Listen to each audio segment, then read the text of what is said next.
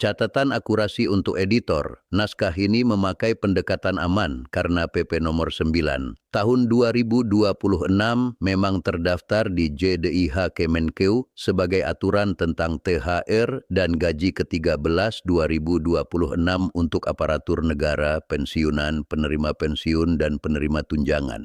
Dalam aturan tersebut, untuk pensiunan dan penerima pensiun, gaji ke-13 diberikan sebesar pensiun yang diterima 1 bulan sesuai ketentuan. Pembayaran paling cepat Juni 2026 dan bila belum dapat dibayarkan, maka dapat dilakukan setelah Juni, serta tidak dikenakan potongan iuran _potongan lain, sementara pajak penghasilan ditanggung pemerintah.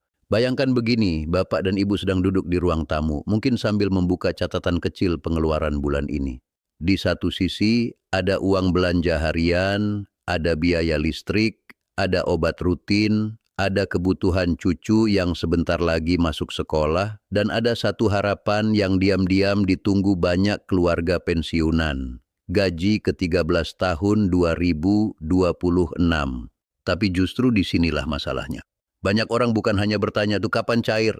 Lebih dalam dari itu, banyak yang bertanya, "Sebenarnya berapa yang akan saya terima? Apakah sama dengan gaji aktif dulu? Apakah ada tunjangan ini dan itu? Apakah semua komponen masuk? Apakah ada potongan?" Satu salah hitung saja bisa membuat harapan terlalu tinggi. Lalu ketika uang masuk tidak sesuai bayangan, hati menjadi kecewa. Maka hari ini kita tidak akan bicara dengan gaya terburu-buru. Kita akan pelan-pelan membongkar cara memahami komponen gaji ke-13 pensiunan 2026, agar Bapak dan Ibu tidak termakan rumor, tidak salah menghitung, dan tidak mudah panik melihat kabar yang beredar di WhatsApp, Facebook, atau video pendek yang judulnya terlalu panas. Assalamualaikum warahmatullahi wabarakatuh. Salam sejahtera untuk seluruh Bapak, Ibu, para pensiunan ASN, Purna Bakti PNS, TNI, Polri, para penerima pensiun, juga keluarga yang setia mendampingi orang tua di rumah.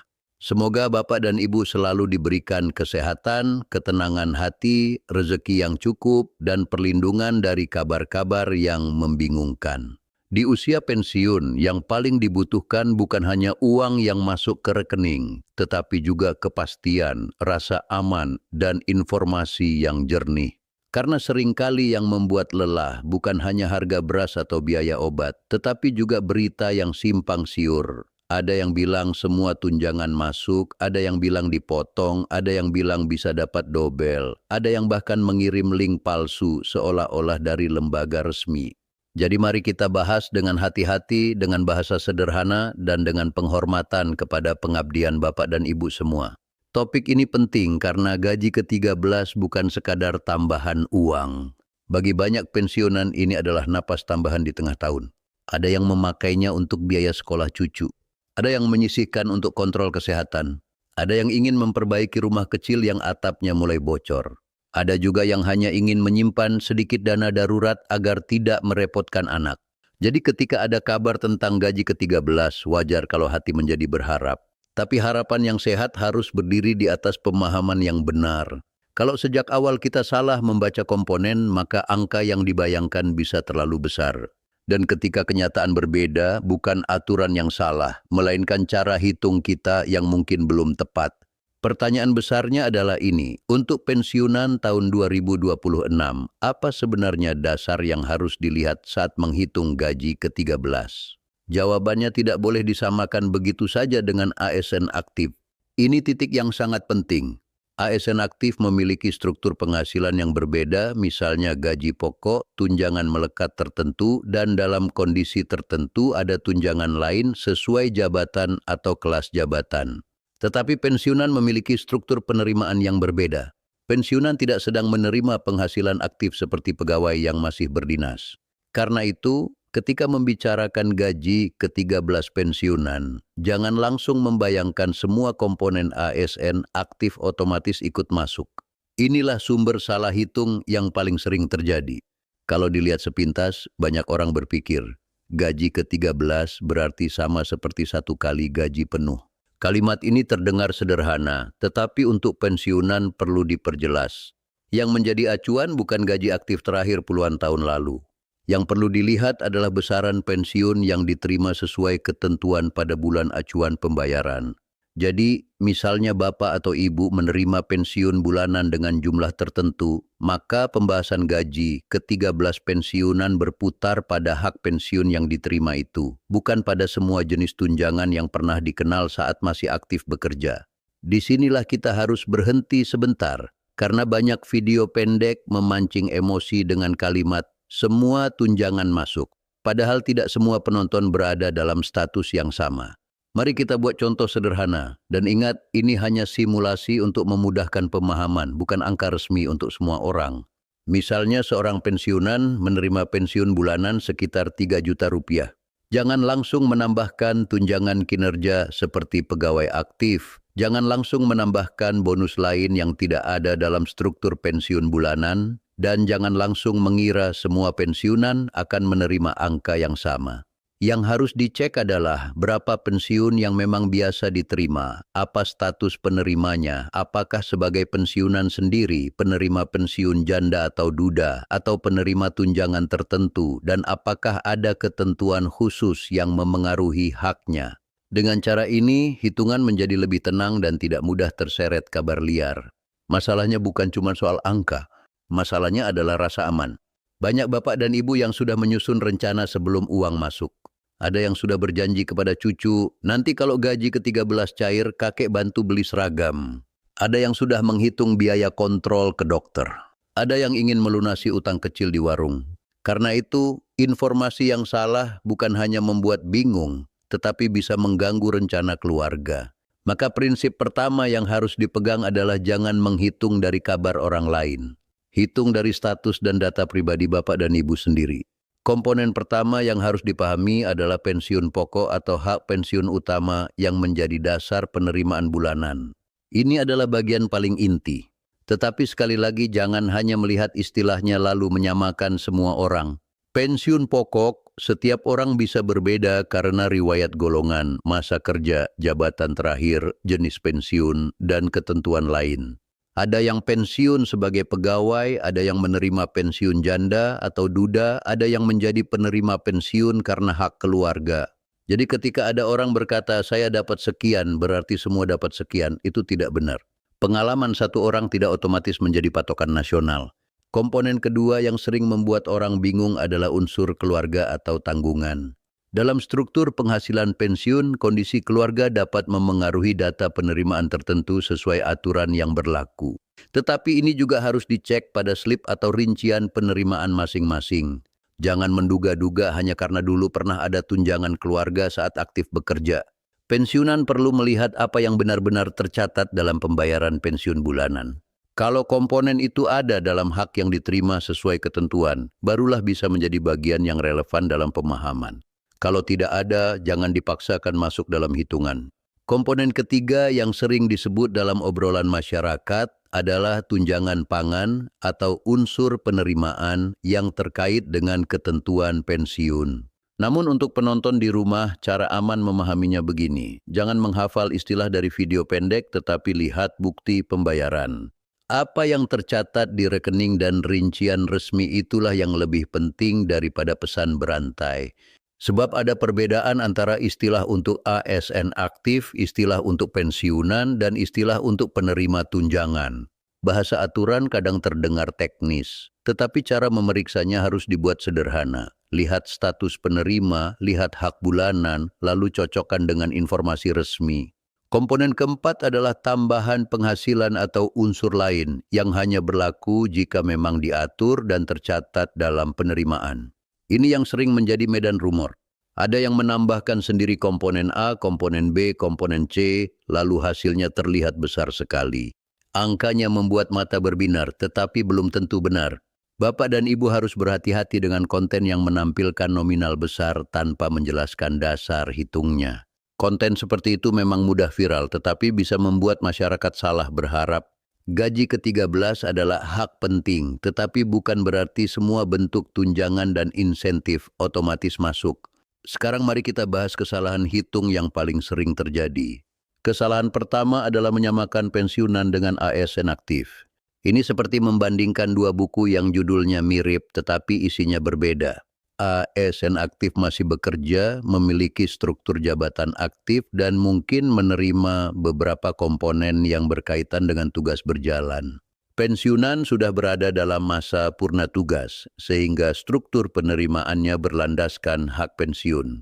Maka ketika sebuah berita menyebut komponen untuk ASN aktif, jangan langsung ditarik ke pensiunan. Baca pelan-pelan, itu untuk siapa? ASN aktif, PPPK, TNI, garis miring, Polri aktif, pejabat negara, pensiunan, penerima pensiun, atau penerima tunjangan. Setiap kategori bisa berbeda. Kesalahan kedua adalah menghitung dari gaji terakhir saat masih aktif. Banyak yang masih ingat, dulu saya terakhir menerima sekian. Tetapi gaji ke-13 pensiunan bukan kembali ke masa aktif secara penuh. Yang dilihat adalah hak pensiun yang diterima sesuai aturan saat ini. Kalau Bapak dan Ibu menghitung dari gaji terakhir sebelum pensiun, hasilnya bisa jauh dari kenyataan. Dan ketika uang masuk lebih kecil dari bayangan, hati menjadi sakit padahal dari awal dasar hitungnya memang keliru. Kesalahan ketiga adalah menambahkan tunjangan kinerja. Ini sangat sering terjadi. Ada yang membaca berita ASN aktif, melihat kata tunjangan kinerja, lalu berpikir pensiunan juga menerima komponen yang sama. Padahal pensiunan tidak berada dalam status kerja aktif yang sama. Karena itu, untuk pensiunan, jangan memasukkan tunjangan kinerja ASN aktif ke dalam hitungan pribadi, kecuali ada dasar resmi yang secara jelas menyatakan hak tersebut untuk kategori Bapak dan Ibu. Kalau tidak jelas, anggap belum tentu. Lebih baik berhitung konservatif, lalu senang jika ada kelebihan, daripada berhitung terlalu tinggi, lalu kecewa. Kesalahan keempat adalah percaya pada tabel nominal yang tidak menyebut sumber. Di media sosial sering ada gambar tabel, golongan ini dapat sekian, golongan itu dapat sekian, lalu di bawahnya ada tulisan resmi cair. Masalahnya, tidak semua tabel mencantumkan dasar hukum, tanggal, dan kategori penerima secara jelas. Sebagian hanya perkiraan, sebagian hasil rangkuman, sebagian bahkan dibuat untuk mengejar klik. Bukan berarti semua tabel salah, tetapi Bapak dan Ibu perlu bertanya sumbernya dari mana. Apakah dari lembaga resmi? Apakah menyebut PP atau peraturan teknis? Apakah berlaku untuk pensiunan atau ASN aktif? Kalau jawabannya tidak jelas, jangan dijadikan patokan utama. Kesalahan kelima adalah mengira semua pencairan masuk pada jam yang sama. Ini juga sering menimbulkan panik. Ada yang pagi-pagi cek rekening belum masuk lalu langsung berkata saya tidak dapat. Padahal proses pembayaran bisa berbeda antar bank, kantor bayar, wilayah, status data, atau teknis sistem. Kalau aturan menyebut paling cepat pada bulan tertentu, itu bukan berarti semua rekening pasti masuk pada menit yang sama. Jadi jangan panik hanya karena tetangga sudah menerima sementara rekening Bapak atau Ibu belum. Cek secara berkala, hubungi kanal resmi bila perlu, dan jangan langsung percaya orang yang menawarkan bantuan dengan syarat kirim data pribadi. Dan justru di titik inilah kita harus membahas realitas yang paling penting. Rumor dan fakta harus dipisahkan. Fakta adalah informasi yang bersandar pada aturan resmi, pengumuman lembaga resmi, atau bukti pembayaran yang benar. Rumor adalah kabar yang beredar tanpa sumber jelas. Estimasi adalah perkiraan, bisa membantu, tetapi tidak boleh dianggap kepastian. Simulasi adalah contoh hitungan, bukan janji. Opini adalah pendapat seseorang, bukan aturan negara. Kalau Bapak dan Ibu bisa membedakan 5 hal ini, maka setengah kebingungan sudah selesai. Misalnya ada pesan masuk berbunyi, gaji ke-13 pensiunan 2026 cair, besok jam 7 pagi, klik link ini untuk aktivasi. Ini harus dicurigai. Lembaga resmi tidak akan meminta PIN ATM, password mobile banking, kode OTP, atau data rahasia melalui link sembarangan. Kalau ada orang mengaku petugas lalu meminta kode yang masuk ke SMS, jangan diberikan. Kalau ada grup WhatsApp mengirim formulir tidak jelas, jangan diisi. Kalau ada akun media sosial meminta transfer biaya admin agar gaji ke-13 dipercepat, itu tanda bahaya. Hak pensiun bukan dicairkan melalui biaya pelicin kepada orang tidak dikenal. Bapak dan Ibu juga harus hati-hati dengan kalimat yang terlalu manis. Misalnya semua pensiunan pasti dapat tambahan jutaan rupiah di luar gaji ke-13. Kalimat seperti ini memancing harapan, tetapi belum tentu benar. Kita boleh berharap, tetapi jangan sampai harapan dijadikan pintu masuk penipuan. Penipu sangat paham psikologi orang yang sedang menunggu uang. Mereka tahu bahwa ketika seseorang sedang berharap, ia lebih mudah tergoda. Karena itu, menjaga data pribadi sama pentingnya dengan menunggu pencairan. Sekarang mari kita lihat sisi kemanusiaannya. Mengapa pembahasan komponen ini terasa begitu sensitif? Karena bagi pensiunan, uang pensiun adalah simbol pengabdian panjang. Puluhan tahun bekerja, bangun pagi, memakai seragam, melayani masyarakat, menghadapi tugas, kadang jauh dari keluarga, kadang menahan lelah, dan sekarang di masa tua ingin hidup tenang. Maka wajar kalau setiap kebijakan yang menyangkut pensiun terasa dekat dengan hati. Ini bukan sekadar angka di layar ATM. Ini tentang martabat.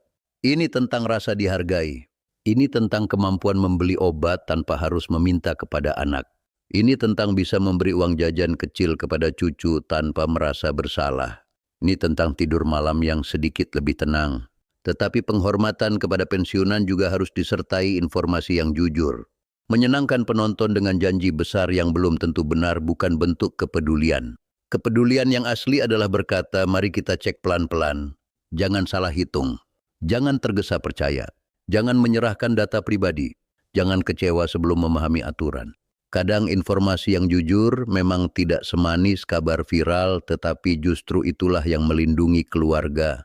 Untuk Bapak dan Ibu yang ingin memperkirakan gaji ke-13, langkah pertama adalah cek penerimaan pensiun bulanan terakhir yang menjadi acuan sesuai aturan. Jangan memakai angka lama, jangan memakai ingatan masa aktif.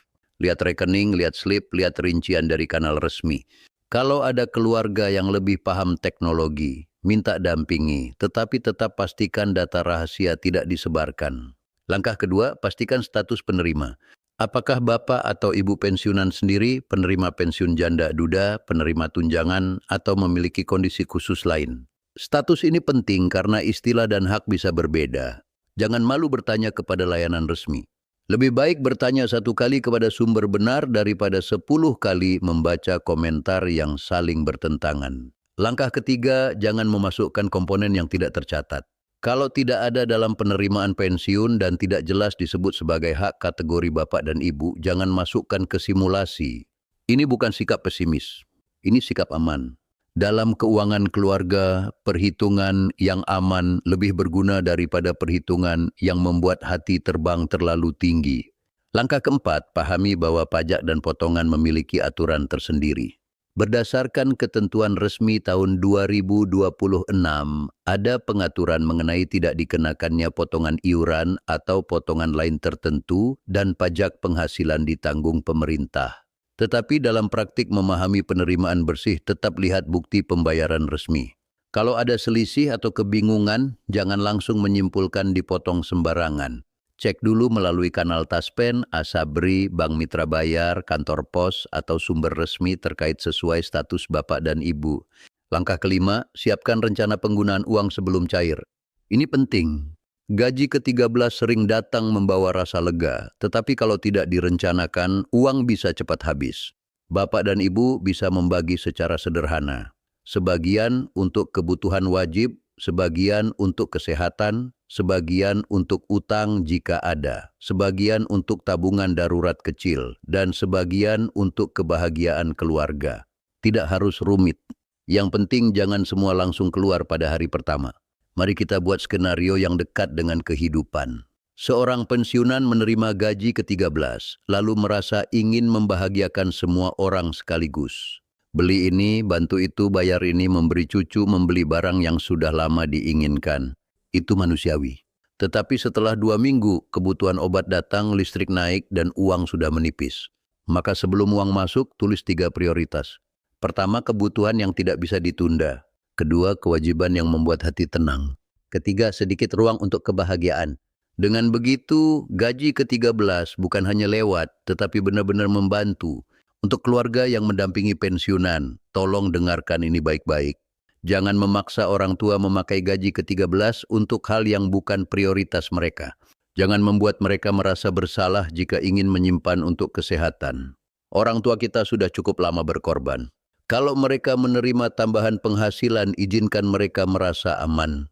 Bantu cek informasi, bantu hindari penipuan, tapi jangan mengambil alih keputusan mereka dengan cara yang membuat mereka kehilangan martabat. Ada juga yang bertanya, bagaimana kalau rekening saya belum masuk sementara teman sudah? Jawabannya tetap tenang. Pertama, cek apakah tanggalnya memang sudah masuk periode pembayaran. Kedua, cek mutasi rekening secara berkala. Ketiga, pastikan rekening masih aktif dan tidak ada masalah data. Keempat, hubungi kanal resmi, bukan nomor asing dari grup WhatsApp. Kelima, simpan bukti komunikasi. Jangan pernah membayar siapapun yang mengaku bisa mempercepat pencairan. Hak resmi tidak perlu ditebus dengan biaya gelap. Ada yang bertanya lagi, apakah gaji ke-13 bisa lebih dari satu kali jika punya lebih dari satu status? Dalam aturan, kondisi seperti menerima lebih dari satu hak memiliki pengaturan khusus. Jangan menebak sendiri. Ada situasi yang dibayarkan satu yang nilainya paling besar. Ada juga kondisi khusus sesuai kategori penerima. Karena itu, kalau bapak atau ibu berada dalam status ganda, misalnya memiliki hubungan antara pensiunan dan penerima pensiun, jangan hanya berpatokan pada cerita orang lain. Cek ketentuan dan tanyakan langsung ke layanan resmi. Ini penting supaya tidak salah berharap dan tidak salah menuduh. Ada pula yang perlu diingat, gaji ke-13 bukan tanda bahwa semua masalah ekonomi selesai. Ia membantu, tetapi tidak menghapus tantangan harga kebutuhan. Karena itu, jangan sampai uang tambahan ini dijadikan alasan untuk mengambil cicilan baru yang berat. Jangan tergoda pinjaman online hanya karena merasa akan ada dana masuk. Jangan memberikan data KTP dan rekening kepada orang yang menawarkan pencairan cepat. Di masa seperti ini, kehati-hatian adalah bentuk perlindungan keluarga. Bapak dan Ibu yang saya hormati, jangan merasa sendiri dalam kebingungan ini. Banyak pensiunan mengalami hal yang sama. Banyak yang tidak terbiasa membaca aturan panjang. Banyak yang hanya ingin jawaban sederhana. Saya dapat berapa dan kapan masuk. Tetapi dunia informasi hari ini tidak selalu ramah. Ada judul yang sengaja dibuat meledak. Ada thumbnail yang sengaja membuat panik. Ada narasi yang mencampur fakta, opini, dan harapan. Maka saluran informasi yang sehat harus membantu menenangkan, bukan memperkeruh. Kalau ada satu pesan inti dari pembahasan ini, pesan itu adalah jangan salah hitung karena salah kategori. Pensiunan bukan ASN aktif. Penerima pensiun bukan selalu sama dengan penerima tunjangan. Simulasi bukan kepastian. Tabel viral bukan aturan. Link tidak jelas bukan layanan resmi. Dan nominal tetangga bukan patokan untuk semua orang. Pegang prinsip ini, maka Bapak dan Ibu akan lebih tenang. Sekarang mari kita rangkum dengan bahasa yang paling sederhana. Untuk memahami gaji ke-13 pensiunan 2026, lihat hak pensiun yang diterima, cek status penerima, jangan menambahkan tunjangan aktif yang tidak relevan, jangan percaya nominal tanpa sumber, waspadai penipuan, dan rencanakan penggunaan uang dengan bijak. Kalau ada perbedaan penerimaan, cek melalui kanal resmi. Kalau ada pesan yang meminta OTP PIN atau biaya admin, abaikan dan laporkan. Kalau ada kabar terlalu indah, tarik napas dulu sebelum percaya. Pada akhirnya, gaji ke-13 bukan hanya soal berapa masuk rekening. Itu adalah momen untuk mengingat bahwa masa tua membutuhkan kepastian, bukan kegaduhan. Bapak dan Ibu sudah menjalani tahun-tahun pengabdian yang panjang. Jangan biarkan hak yang seharusnya membawa ketenangan justru berubah menjadi sumber kecemasan karena salah informasi. Hitung dengan tenang, verifikasi dengan sabar, gunakan dengan bijak. Dan jaga martabat diri karena pensiunan bukan beban negara. Pensiunan adalah bagian dari sejarah pelayanan bangsa. Sebelum video ini ditutup, mari renungkan satu pertanyaan sederhana. Ketika gaji ke-13 nanti benar-benar masuk, apakah uang itu akan habis untuk menutup panik sesaat atau akan menjadi alat kecil untuk membuat hidup Bapak dan Ibu sedikit lebih tenang? Semoga jawaban kita semua adalah yang kedua. Semoga setiap rupiah yang diterima membawa manfaat, bukan pertengkaran. Semoga keluarga semakin rukun, kesehatan terjaga, dan hati para purna bakti tetap kuat. Jangan lupa ya bagikan video ini kepada sesama pensiunan agar mereka juga tidak salah hitung. Karena informasi yang benar, jika dibagikan dengan niat baik, bisa menyelamatkan banyak keluarga dari kecewa, panik, dan penipuan.